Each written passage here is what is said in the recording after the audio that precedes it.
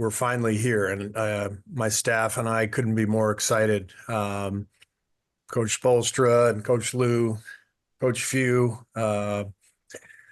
Sean Ford, Grant Hill, and I have been in collaboration over the last couple of months since our respective seasons ended, and we've been talking about everything in preparation for the games, and we're finally here. So we're really excited to come to Vegas in a week.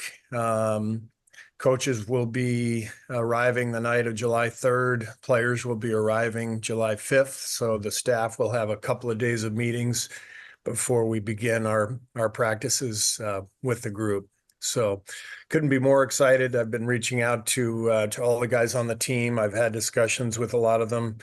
Everybody's excited. What's not to be excited about? Not only the Olympic Games, the incredible competition, traveling, coming to Paris, as well as our friendlies in Abu Dhabi and London. Everyone is thrilled with what's ahead. Our roster is obviously laden with stars and players who have accomplished so much.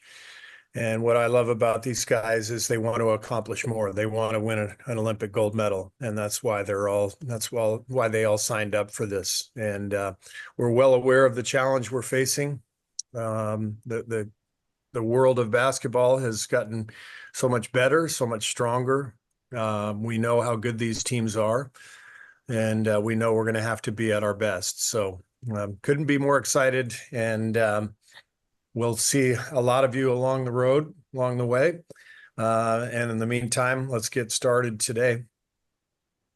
Great. Thanks, Coach. Let's go ahead and get started with, is it Jonty or Yanti? I'm sorry, Coleman from BBC. I apologize if I'm butchering your name. Hi, sorry, it's Jonty, yeah. Hi, thank you very much for this. As you mentioned there, you've got the friendlies are starting off, including your trip to London. What do you think as a team you're going to get out of that experience? And also how important is it to play, in different cultures and different environments leading up to the Olympics? Yeah, I mean, we obviously need as many friendlies as we can play to prepare. We've got about 4 or 5 days of practice in Las Vegas. We'll play Canada there and then head to Abu Dhabi for a couple games and then on to London from there. So, this is a very unique experience. The NBA season is a marathon, and, FIBA is really more of a sprint, especially for Team USA. We generally have a different team every summer, whereas a lot of the teams that we're playing against have the continuity that comes with having a very similar roster year after year. So our strength is the depth of talent that we have in this country. But one of the many challenges that we face in FIBA is that we have generally a brand new group year after year, and we have to try to mold the team quickly. So that comes both via practice, but also I think with travel, with bonding, with the experience of flying overseas and playing in different venues, different cultures. I think our team is very excited about the 2 games in London. I've got family there, so I can't wait to play there. I think everybody's really excited about not just the Olympics, but the lead up as well. Great, thank you. Tim Reynolds. Good morning, Steve. Morning. With Tyrese on the call, I take that as a good sign as far as how he's doing physically. Joel was at the finals and pronounced himself good to go. We haven't seen Kawhi play only but twice since the end of March. Can you kind of give an update on what he's told you as far as his availability level, and do you expect all 12 to be good to go next week? Yeah, we expect everybody to be good to go. We've been in touch with everyone, not just those 3 guys. But Grant and Sean have been staying on top of everything. We've been in communication constantly. So we expect all 12 guys to be ready to roll. Zora, go ahead. Hey, Coach, Zora Stevenson with NBC. What do you foresee the priorities being in those first few practices? I know you mentioned, new team, just kind of with the setup of the US, but yeah, what do you want to tackle first? Yeah, it's a great question. I think what I've learned in my experience, both as an assistant coach and as a head coach with Team USA, is that it's a short period of time to try to accomplish quite a bit. And so you have to strike that balance between overloading the players, but making sure, they're getting everything that they need in terms of the rules and the adjustment to the FIBA game, to playing together, to, finding a groove, to finding rotations. Trying to do all that in 4 or 5 days is really difficult. So, the first order of business is to ask the players to fully commit to the group, and however this plays out, it plays out. And I've found that one of the things the players really enjoy about it, frankly, is that they get to play together with guys they're used to competing against. And, they're not asked to be the standard bearer for their franchise. They're not asked to be that lightning rod who takes so much of the stress. They get to do this together. So our job as a staff is to help them implement a style and a system that can help them win, but isn't too complex. We can't throw too much at them just due to the lack of, practice time. And I think if we can find a way to get them into a good groove, as we go into that first game against Canada, have just a few things that they can operate and establish a defensive mindset, then I think we'll be ready to go. Oh, go ahead. Hi, Steve. Hi, Joe. With Kawhi, because obviously there was just concern throughout the NBA with him not being able to finish the first round with the Clippers. Has there been a progression with him, or was there ever a time where you guys were questioning after the announcement and sort of during his injury that he would be able to do this?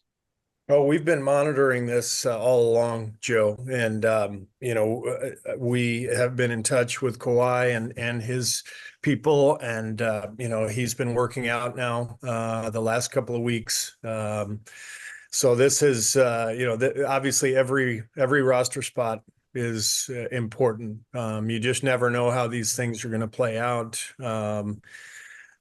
With injuries, things can happen. You just don't know. So we're in touch with everybody, and we will continue to stay in touch with the whole group as we head into Vegas next week. And you never know how things play out. There's always a chance for change. I know in 21 in Tokyo, we had several changes at the last minute based on COVID. I think Bradley Beal got COVID. Kevin Love was injured. So we actually changed the roster over the last week. And so, I'd leave everything out there as a possibility based on injuries, based on, preparation, whatever it is. But at this point, we fully expect all 12 guys to be ready to go. I appreciate that. Thank you. Yeah. Davide? Hello, Hi. Coach Davide from Italy here. I know many fans are trying to guess your starting five. I'm not asking you to reveal your starting five, but I'm curious about which factor will influence your decision. It's a great question, and my staff and I have talked about it quite a bit. It's a good problem to have, but I'm guessing that all 12 players on this roster will be in the Hall of Fame someday. So how do you pick 5 out of 12? The idea is you find combinations that click, and you find two-way lineups that can be effective at both ends. So our big job in Las Vegas is to find five-man combinations that fit, and to just ask all 12 guys to fully commit to the goal of winning a gold medal, no matter what it looks like, no matter who's playing. Thank you. Mhm. We'll go to Johannes, please, from Sport One. Hello, Steve. This is Johannes Behm from Sport One Germany. Before you start the tournament, you will face Germany in your last friendly. What do you think of the German team around? Obviously, Dennis Schröder and the Wagner brothers, and maybe can you imagine meeting them later on in the tournament like you did in the World Cup and kind of get a revenge, if you want to say so? Yeah, Germany has a great team. They're very well coached. They have continuity. The players have played together now for many years, and they were very tough last year, winning the gold medal in the World Cup, and so we're excited to play against them. We're very familiar with their players. Their top guys are all in the NBA.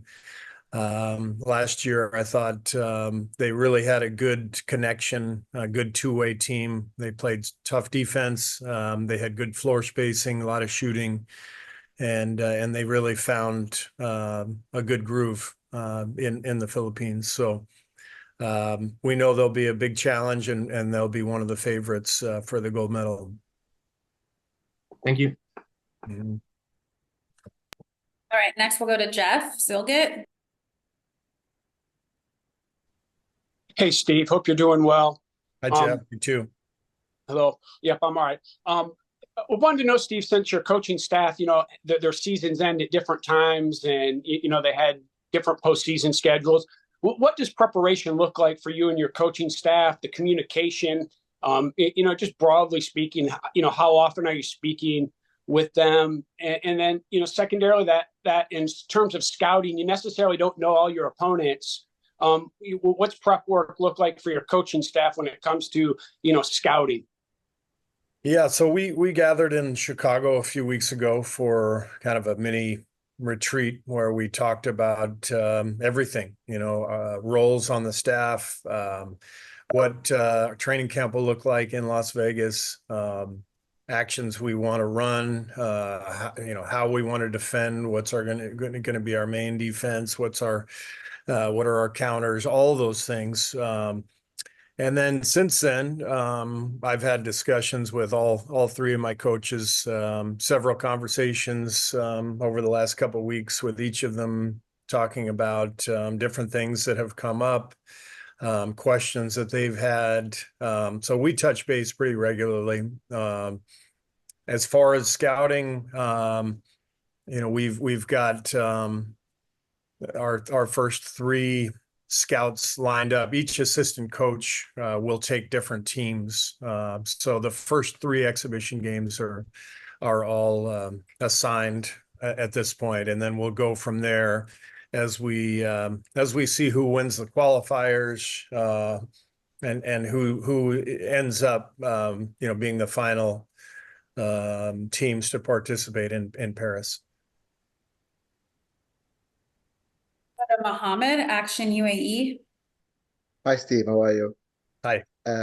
Want to ask you about the games in Abu Dhabi. Basically, you're playing Serbia, and Serbia is in the same group of USA in the Olympics. Will you show all your cards, and how will you play against Serbia in Abu Dhabi? Yeah, I mean, to play against Serbia, one of the best teams in the world, right away, to see them again in Paris or in Lille, it's really exciting, and we know how good they are, and we're very familiar with some of their players, of course. So, biggest thing for us is to be us, to figure out our team in a short period of time.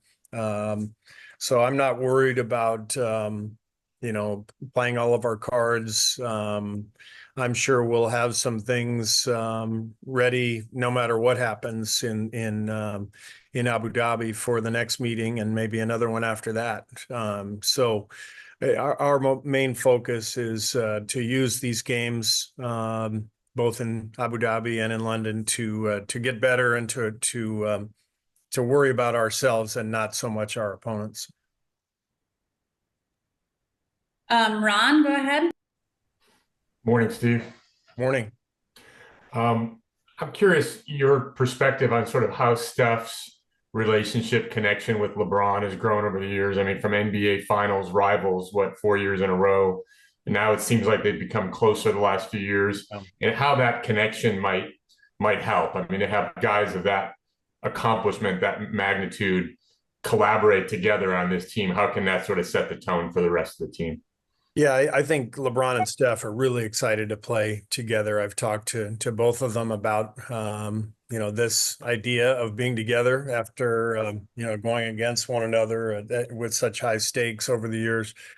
They obviously fit really well together. I think the idea of Steph playing off the ball and LeBron pushing it in transition, that's pretty intriguing, and obviously Steph will play on the ball as well, and LeBron has become such a good shooter, but they're both so good at so many different areas of the game, and I think they're really excited to compete together for the first time, and to find over the course of the practices and the friendlies to find some of the nuances that they can really exploit and explore too, just to see where they can have an impact for each other. But they're both really, really excited about the idea of competing together. Thank you. Yeah. From City AM. Hi, Steve. This is Frank Dallaros from City AM in London. There's obviously a huge amount of appetite for basketball, US basketball in London. And until 2019, we had the NBA coming over here and playing a regular season game. Since then, they've gone to Paris instead. But would you like to see the NBA come back to London soon? I'm always up for going to London. It's a great city, and I know how much love there is for the NBA there. So it would be wonderful. I always enjoy the overseas trips. We've been to China and Japan during my time with the Warriors to play exhibition games, to train. Never played a regular season game outside of the United States, but I love the fact that the league is doing it. So yeah, hopefully at some point the Warriors will be involved. Thanks. Go ahead.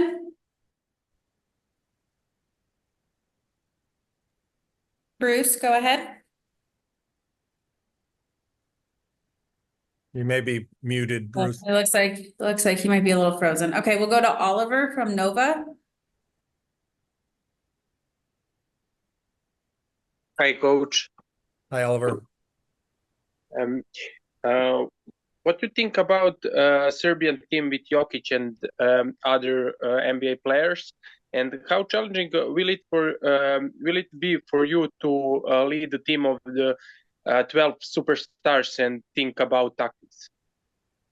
Yeah, Serbia is really good. Seeing them last year, we didn't play against them, but we saw them quite a bit.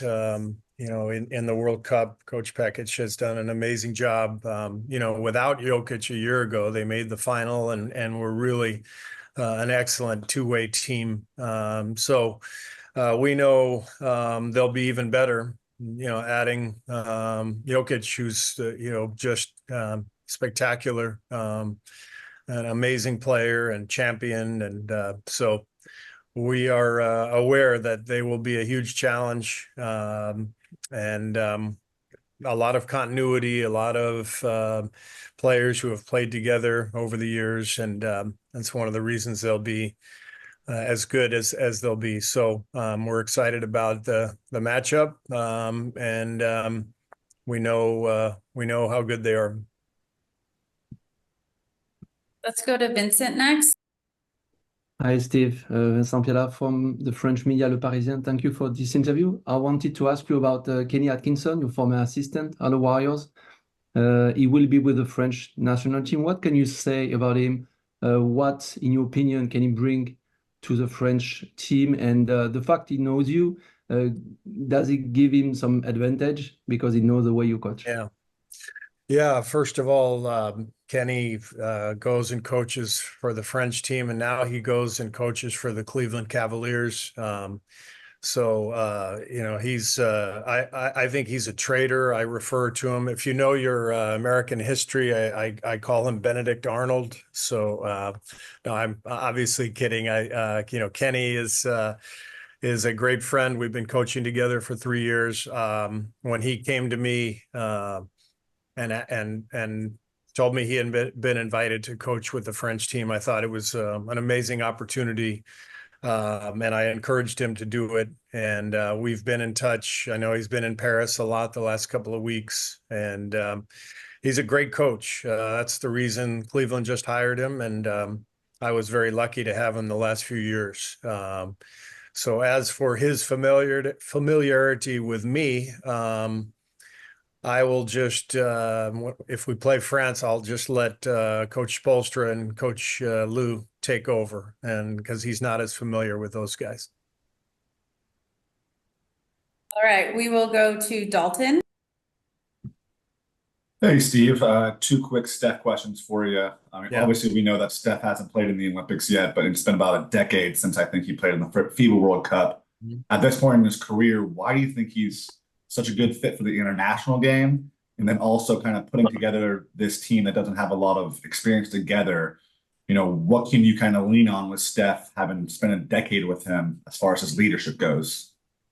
Yeah, it's funny. I was thinking about that because I took this job exactly 10 years ago, and I remember sitting in my new office in Oakland, watching Steph and Clay on the national team in 2014, winning a gold medal in the Worlds. So it was fun to see him. And who could have predicted that it would be another 10 years before he played for Team USA? I know how excited he is to play in his first Olympics. Let's face it, he's a great fit in any league in the world. The best shooter. He's such an easy player for others to play with. So he fits perfectly into this kind of challenge where you're trying to develop continuity quickly. So he's excited. His first Olympics, a chance to play with so many great players, and I'm excited to continue to coach him after 10 years. I know he will make my job easier because he'll talk to the other guys about some of my tendencies and what I'm looking for, and so it's very helpful to have him on this roster. Thanks, Steve. Good to see you. You too. We'll do a couple more here and then let Coach go. Next, we will go over to Morrow, please, from Sky. Hi, Coach. Nice meeting you. Legendary Serbian coach Svetozar Pešić recently said that this team has to be considered better than the 1992 NBA Dream Team. I'm sure you want to win a gold medal before even starting the debate, but I'm curious to know your thoughts because I think the comparison can be made starting from the veteran group like MJ, Magic and Bird back then, and LeBron, Steph, and KD today. Yeah, I think from the standpoint of career achievement, this team is probably as decorated as any since the 92 Dream Team. The difference is in 1992, the world wasn't anywhere close to as good as it is now in terms of basketball popularity, just globalization of the game. Obviously, Serbia and Croatia had been separated at that time, and so prior to that, Yugoslavia would have been the biggest challenge for the 92 team. So then all those players were separated. The Soviet Union was broken apart. Chuck Daly, the coach of the 92 team, never took a timeout. That team was never threatened. So the difference is that, yes, we have a star-studded team filled with Hall of Famers, but we have an altogether different challenge with great teams like Serbia and France and Germany and others, Spain. I mean, there's challenges across the board, assuming Spain qualifies. And I'm leaving out others. There's great teams all over the place, and nothing is guaranteed at this point for USA basketball. We know that well. I know it personally. We won the gold medal in Tokyo, but we lost 3 games along the way. Our gold medal game against France went right down to the wire. So this is an entirely different competition than it was in 1992. Thank you. I'll let Coach go. Camille, go ahead. Hi, this is Camille from the Filipino Times, and we're very excited for you to come here and your team to play in Abu Dhabi. So the Filipinos are very passionate basketball fans, you know, and my question is for the Filipinos, how have you experienced their support during these competitions? And if you have any message to the Filipino community here in the UAE? Yeah, we thoroughly enjoyed our experience in Manila last summer. It was just incredible to see the passion of the fans, to see the looks on their faces when they were able to get a glimpse of our players, you know, walking around the city or in the arena.